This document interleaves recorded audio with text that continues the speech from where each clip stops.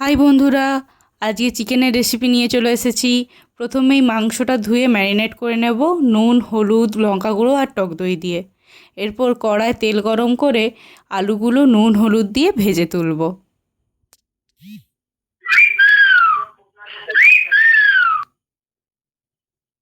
এরপর তেলে গোটা গরম মশলা আর রসুন দিয়ে একটু নাড়াচাড়া করে পেঁয়াজটাও ভেজে নেব।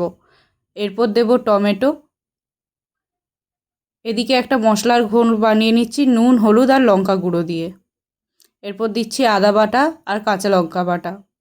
এরপর মশলার ঘোলটা দিয়ে কিছুক্ষণ নাড়াচাড়া করব। তেল ছাড়লে চিকেনটা দিয়ে একটু মিট মশলা দিয়ে নাড়ব। এরপর কষতে থাকবো, ভালো করে কষবো। এরপর আলু দিয়ে আরও কিছুক্ষণ কষবো, কষে তারপরে জল ঢালবো। মাংসটা সিদ্ধ হলে নামাবো। Thanks for watching.